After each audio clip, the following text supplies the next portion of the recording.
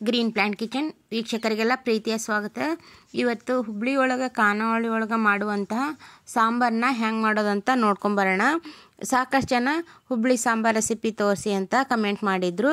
ಇವತ್ತು ಅವ್ರಿಗೋಸ್ಕರ ನಾನು ಹುಬ್ಳಿ ಸಾಂಬಾರು ರೆಸಿಪಿನ ತೋರಿಸ್ಕೊಡಾಕತ್ತೀನಿ. ಇದು ಬಹಳ ರುಚಿ ಇರುತ್ತೆ. ಇದಕ್ಕೆ ಜಾಸ್ತಿ ನಾವು ಸಾಂಬಾರು ಪುಡಿ ಅದು ಏನೂ ಬಳಸಿಲ್ಲ, ಮನೆಯಲ್ಲಿರೋ ಗರಂ ಮಸಾಲ ಮಾತ್ರ ಬಳಸಿ ಮಾಡಿರೋದು. ಭಾಳ ರುಚಿಯಾಗಿರ್ತೈತಿ. ಇದನ್ನು ಹೆಂಗೆ ಮಾಡೋದಂತ ನೋಡ್ಕೊಂಡು ಬರೋಣ ಬರ್ರಿ.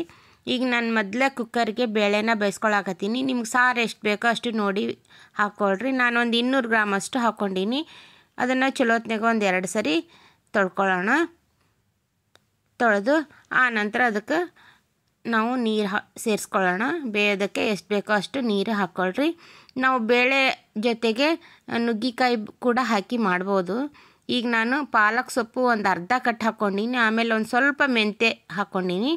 ಇದ್ದರೆ ನೀವು ಪಾಲಕ್ ಸೊಪ್ಪು ಮಾತ್ರ ಬೇಕಾದರೂ ಹಾಕ್ಕೋಬೋದು. ಅದಕ್ಕೆ ಟೊಮೊಟೊ ಒಂದು 2 ಹಾಕ್ಕೊಂಡು ಅರ್ಶಿಣ ಪುಡಿ, ಅದ್ರ ಜೊತೆಗೆ ಒಂಚೂರು ಎಣ್ಣೆ ಹಾಕ್ಕೊಂಡೀನಿ. ಅಡುಗೆಗೆ ಬಳಸುವಂಥ ಯಾವ ಎಣ್ಣೆ ಬೇಕಾದರೂ ಆಗ್ಬೋದು.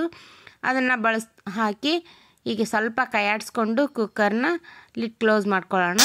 ಒಂದು 2 ವಿಸಿಲನ್ನು ಹೊಡೆಸ್ಕೊಳ್ಳೋಣ. ಅಂದ್ರೆ ನಮಗೆ ಮೆತ್ತಗೆ ಬೇಯ್ತೈತಿ ಸಾಕು. ಈಗ 2 ವಿಸಿಲ್ ಆದ ನಂತರ ಬೇಳೆ ನೋಡ್ರಿ ಎಷ್ಟು ಚಲೋತ್ನಾಗ ಬೆಂದೈತಂತ. ಬೇಳೆ ಮಾತ್ರ ಮೆತ್ತಗೆ ಬೇಯಬೇಕು. ಬೆಂದಿಲ್ಲ ಅಂದರೆ ಇನ್ನೊಂದು ವಿಸಿಲ್ ಬೇಕಾದರೂ ನೀವು ಹಾಕ್ಕೊಳ್ರಿ. ಈಗ ಅದನ್ನು ಮಸದ್ ಬಿಡ್ಬೇಕು. ಈ ಥರ ಗುಂಡು ತೊಗೊಂಡು ಮಸ್ತೀನಿ ನಾನು. ನೀವು ಕಡ್ಗೋಲಿಲ್ಲ ಸ್ಮ್ಯಾಶರ್ ಇದ್ದರೂ ತೊಗೊಂಡು ಮಸೀರಿ. ಈಗ ಒಗ್ಗರಣೆ ಹಾಕ್ಕೊಳ್ಳೋಣ. ಒಗ್ಗರಣೆಗೆ ಸ್ವಲ್ಪ ಎಣ್ಣೆ ಹಾಕ್ಕೊಂಡು ಅದಕ್ಕೆ ಸಾಸಿವೆ, ಜೀರಿಗೆ, ಸ್ವಲ್ಪ ಒಣಮೆಣಸಿನ್ಕಾಯಿನ ಮುರಿದು ಹಾಕ್ಕೊಂಡೀನಿ ನಾನು ಒಂದು 2 ಒಗ್ಗರಣೆಗೆ. ಅದ್ರ ಜೊತೆಗೆ ಕರಿಬೇವು, ಬೆಳ್ಳುಳ್ಳಿ ಒಂದು ಸ್ವಲ್ಪ ಜಾಸ್ತಿನ ಹಾಕ್ಕೊಳ್ರಿ. ಭಾಳ ರುಚಿ ಇರ್ತೈತಿ. ತಿನ್ನುವಾಗ ಬಾಯಿಗೆ ಸಿಗ್ತಾಯಿದ್ರೆ ಬೆಳ್ಳುಳ್ಳಿ ಇಷ್ಟಪಡೋರು ಹಾಕ್ಕೊಳ್ರಿ. ನಂತರ ಸ್ವಲ್ಪ ಹಿಂಗೆ ಹಾಕ್ಕೊಳ್ರಿ. ಹಿಂಗೆ ಹಾಕಿದರೆ ಸಾಂಬಾರು ರುಚಿ ಜಾಸ್ತಿ ಬರುತ್ತೆ. ಆ ನಂತರ ಅಚ್ಚ ಖಾರದ ಪುಡಿ ನಿಮ್ಗೆ ಖಾರಕ್ಕೆ ಎಷ್ಟು ಬೇಕೋ ಅಷ್ಟು ನೋಡಿ ಹಾಕ್ಕೊಳ್ರಿ. ಒಂದು 2 ಸ್ಪೂನಷ್ಟು ಹಾಕ್ಕೊಂಡೀನಿ. ನಂತರ ಅರ್ಶಿಣ ಪುಡಿ. ಈ ಗರಂ ಮಸಾಲವನ್ನು ನಮ್ಮ ಮನೆಯೊಳಗೆ ಮಾಡ್ಕೊಂಡೀನಿ. ನೀವು ಡಿಸ್ಕ್ರಿಪ್ಷನಲ್ಲಿ ಚೆಕ್ ಮಾಡ್ಕೊಳ್ರಿ. ಇದು ಗರಂ ಮಸಾಲ ಭಾಳ ರುಚಿ ಇರುತ್ತೆ. ಇದಕ್ಕೆ ಹಾಕಿ ಸ್ವಲ್ಪ ಕೈಯಾಡಿಸ್ಕೊಳ್ಳೋಣ. ಈ ಎಲ್ಲ ಪುಡಿಗಳನ್ನು ಹಾಕ್ಕೊಂಡಾಗ ಗ್ಯಾಸ್ನ ಲೋ ಫ್ಲೇಮಲ್ಲಿ ಇಟ್ಕೊಂಡು ನೀವು ಕೈಯಾಡಿಸ್ಕೊಳ್ರಿ. ಜೋರು ಉರಿ ಇದ್ರೆ ಸೀದೋಗ್ಬಿಟ್ರೆ ಸಾಂಬಾರು ರುಚಿನೇ ಕೆಟ್ಟೋಗುತ್ತೆ. ಈಗ ಅದಕ್ಕೆ ನಾವು ಮುಂಚೆನೇ ನೆನೆಸಿಟ್ಟಿರುವಂಥ ಹುಣಸೆಹಣ್ಣು ರಸ ಹಾಕಿ ಅದಕ್ಕೆ ಸ್ವಲ್ಪ ನೀರು ಹಾಕಿ ಅದಕ್ಕೆ ಎಷ್ಟು ಬೇಕಷ್ಟು ನೋಡಿ ಉಪ್ಪು ಹಾಕ್ಕೊಳ್ರಿ. ಅದಕ್ಕೆ ಮುಖ್ಯವಾಗಿ ಈ ಬೆಲ್ಲ ಹಾಕಬೇಕು. ಹಾಕಿದ್ರನ್ನ ಸಾಂಬಾರು ರುಚಿ ಬರೋದು. ಈಗ ಅದನ್ನು ಹುಳಿ ಅಷ್ಟೇ ಕುದಿಯೋಕೆ ಇಟ್ಕೊಳ್ಳೋಣ. ಹುಳಿ ಈ ಥರ ಪಟಪಟ ಅಂತ ಕುದಿಬೇಕು. ಆ ನಂತರ ನಾವು ಬೇಳೆನ ಮಸ್ತ್ ಇಟ್ಕೊಂಡಿದ್ವಲ್ಲ ಆ ಬೇಳೆನ ಹಾಕ್ಕೊಳ್ಳೋಣ. ನೀವು ಸೊಪ್ಪು ಭಾಳ ಜಾಸ್ತಿ ಹಾಕ್ಕೋಬೇಡ್ರಿ, ಸ್ವಲ್ಪನ ಹಾಕ್ಕೊಳ್ರಿ. ಕುದಿಯುವಾಗ ಜಾಸ್ತಿ ಸೊಪ್ಪು ಹಾಕಿದ್ರೆ ಸೊಪ್ಪು ಸಾರು ಆಗಿಬಿಡ್ತೈತೆ, ಅದು ಸಾಂಬಾರು ಆಗಂಗಿಲ್ಲ. ಹಾಗಂತ ಸೊಪ್ಪು ಹಾಕಲಿಲ್ಲ ಅಂದರೂ ಸಾಂಬಾರು ಅಷ್ಟು ರುಚಿ ಬರೋಂಗಿಲ್ಲ. ಸ್ವಲ್ಪನೇ ಒಂದು ಅರ್ಧ ಕಟ್ಟಷ್ಟು ಪಾಲಕ್ ಹಾಕಿದ್ರೂ ಸಾಕು. ಯಾವುದಾದ್ರೂ ಒಂದು ಹಾಕ್ರಿ ನೀವು. ಒಟ್ಟಿನಲ್ಲಿ ಒಂಚೂರು ಸೊಪ್ಪು ಹಾಕಿದ್ರೆ, ಮೆಂತ್ಯ ಹಾಕಿದ್ರೂ ಪರವಾಗಿಲ್ಲ, ಇಲ್ಲ 2 ಸ್ವಲ್ಪ ಹಾಕಿದ್ರೂ ಪರವಾಗಿಲ್ಲ. ಆದರೆ ಭಾಳ ಹಾಕಿದ್ರೆ ಸಾಂಬಾರು ರುಚಿ ಅಷ್ಟು ಚಲೋ ಬರಲ್ಲ, ಸೊಪ್ಪು ಸಾರು ಆದಂಗೆ ಆಗ್ಬಿಡ್ತೈತೆ ಅದು. ಈಗ ನೋಡಿರಿ ನಮಗೆ ಸೂಪರಾಗಿ ಸಾಂಬಾರು ರೆಡಿ ಆಯಿತು. ಈಗ ಇದನ್ನು ನಾವು ಚಲೋ ಹೊತ್ನಾಗ ಕುದಿಯೋಕೆ ಇಡಬೇಕು. ಅಂದ್ರೆ ಚಲೋ ಪಟಪಟ ಅಂತ ಎಲ್ಲ ಹೊಂದ್ಕೊಳ್ಳೋವಾಗ ಕುದ್ರೆ ಸಾಂಬಾರು ರುಚಿ ಬರೋದು.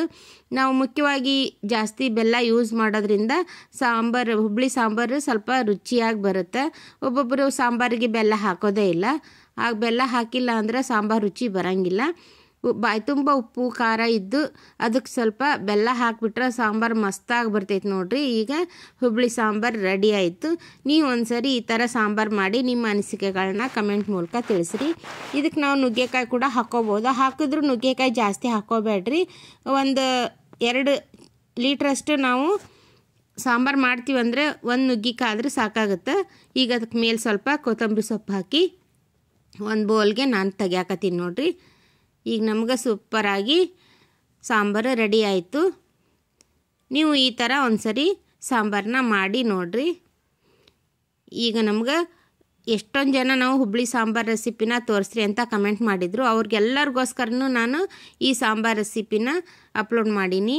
ಈಗ ಬಿಸಿ ಬಿಸಿ ಅನ್ನಕ್ಕೆ ಸ್ವಲ್ಪ ತುಪ್ಪ ಹಾಕ್ಕೊಂಡು ಮೇಲೊಂದು ಸ್ವಲ್ಪ ಸಾಂಬಾರು ಹಾಕ್ಕೊಂಡ್ಬಿಟ್ರೆ ಮಸ್ತ್ ರುಚಿ ಇರ್ತೈತೆ ನೋಡ್ರಿ. ಈ ಸಾಂಬಾರು ನಾವು ರೊಟ್ಟಿಗೂ ತಿನ್ಬೋದು. ಖಡಕ್ ರೊಟ್ಟಿ ಇದ್ದರೆ ರೊಟ್ಟಿ ಮುರಿದು ಹಾಕ್ಕೊಂಡು ಮೇಲೆ ಈ ಸಾಂಬಾರು ಹಾಕ್ಕೊಂಡು ತಿಂದರೂ ಅಷ್ಟು ರುಚಿ ಇರ್ತೈತಿ. ಈಗ ನಮ್ಗೆ ಹುಬ್ಳಿ ಸಾಂಬಾರು ರೆಡಿ ಆಯಿತು. ಇದಕ್ಕೆ ಜಾಸ್ತಿ ನಾನು ಸಾಂಬಾರು ಪುಡಿ ಏನು ಬಳಸಿಲ್ಲ. ಈ ವಿಡಿಯೋ ನಿಮಗೆ ಇಷ್ಟವಾದರೆ ಲೈಕ್ ಮಾಡಿ, ಶೇರ್ ಮಾಡಿ, ಕಮೆಂಟ್ ಮಾಡಿ. ಮತ್ತೆ ಹೊಸ ರುಚಿಯೊಂದಿಗೆ ಸಿಗೋಣ. ಧನ್ಯವಾದಗಳು.